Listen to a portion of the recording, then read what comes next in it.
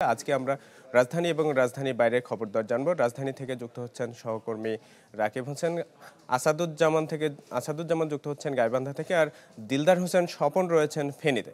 শুরুতেই আমরা যাচ্ছি রাজধানী কারওয়ান বাজারে আছেন সহকর্মী রাকিব। জানাবেন রাজধানীর আজকের বাজার দরের সবশেষ অবস্থা।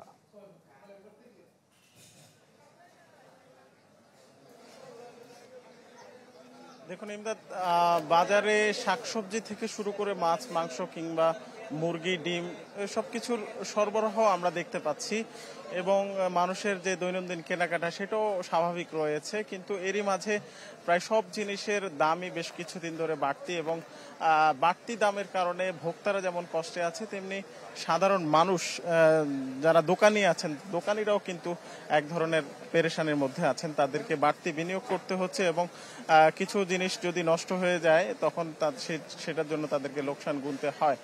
তো আমরা এই মুহূর্তে আছি কাঁচা বাজারে আপনি দেখতে পাচ্ছেন যে এই সময় মৌসুমী যেসব সবজি পাওয়া যায়, বিশেষ করে পটল, ঢেঁড়স এগুলো কিন্তু আছে। এগুলোর পাশাপাশি কিন্তু শীতকালীন অনেকগুলো সবজিও এখানে পাওয়া যাচ্ছে, যেটার এখন মৌসুম না। সেখানে আপনি দেখতে পাচ্ছেন যে করলা আছে এবং বেগুন আছে, মিষ্টি কুমড়া, লাউ, এই ধরনের অনেক সবজি আছে যেগুলোর দাম মৌসুমী সবজির দামের তুলনায় কিছুটা বেশি। আমরা যদি দাম বলতে চাই তাহলে ঢেঁড়স এবং পটল এগুলো বিক্রি হচ্ছে 50 থেকে 60 টাকায় এবং সবচেয়ে কম দামে যেটি পাওয়া যাচ্ছে এই মুহূর্তে সেটি হচ্ছে আলু, প্রতি কেজি 20 টাকা এবং পেঁপে পাওয়া যাচ্ছে 30 টাকা কেজি দরে। আমরা এর বাইরে যেগুলো মৌসুমী সবজি না সেগুলোর দাম যদি বলতে যাই তাহলে লাউ বিক্রি হচ্ছে 70 থেকে 80 টাকা এবং মিষ্টি কুমড়ার কেজি বিক্রি হচ্ছে 50 থেকে 60 টাকার মধ্যে বিক্রি হচ্ছে। এবং এর বাইরে কিছু আমদানি পণ্য আছে, আপনি দেখতে পাচ্ছেন যে কিছু আমদানি পণ্য আছে, সেগুলো হচ্ছে যে টমেটো এবং হচ্ছে গাজর। সেই টমেটো এবং গাজর কিন্তু দাম আগে মৌসুমের তুলনায় কিছুটা বেশি। এখানে টমেটো বিক্রি হচ্ছে 120 টাকা এবং গাজর বিক্রি হচ্ছে কেজি 120 টাকা দরে।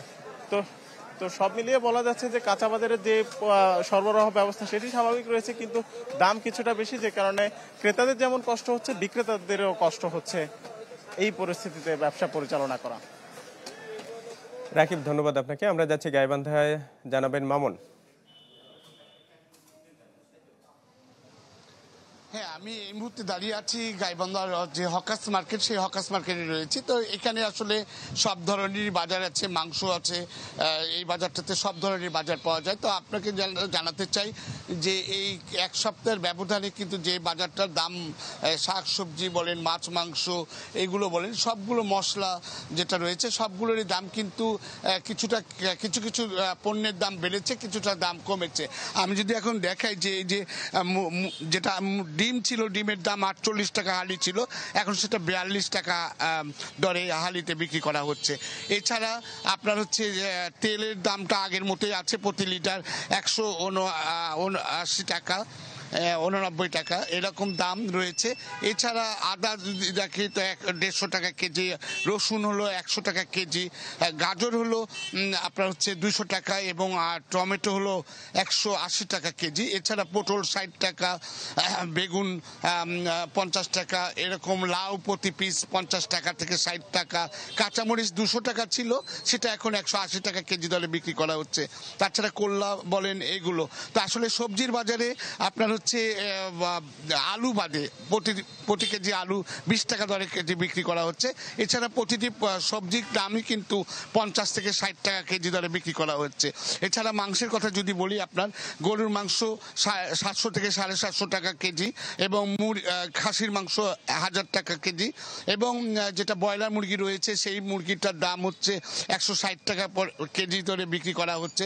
পাশাপাশি সোনালী মুরগি রয়েছে, যেটা আপনার হচ্ছে 280 টাকা, এর দেশি মুরগি 450 টাকা। এরকম মাছের বাজারও কিন্তু সেরকম দেশি মাছ যেটা আছে সেটা 400 টাকা, ছোট মাছ ছাড়া পাওয়া যায় না। এছাড়া পাঙ্গাস বলেন অন্যগুলো 200 টাকা কেজি দরে বিক্রি করা হচ্ছে। তো গাইবান্ধার বাজারে যেটা ক্রেতাদের সাথে বিক্রেতাদের সাথে কথা বলে জানতে পেরেছি, সেটা হলো তারা বলছে যে সবজি বলেন আর মাছ মাংস বলেন দাম কিন্তু বাড়তির দিকে। এই ছিল এখনকার মতো সর্বশেষ খবর। মামুন, ধন্যবাদ আপনাকে। আমরা যাচ্ছি এবার ফেনীতে, দিলদার হোসেন স্বপন, আপনি সেখানকার ফেনীর অবস্থা একটু জানাবেন আমাদের।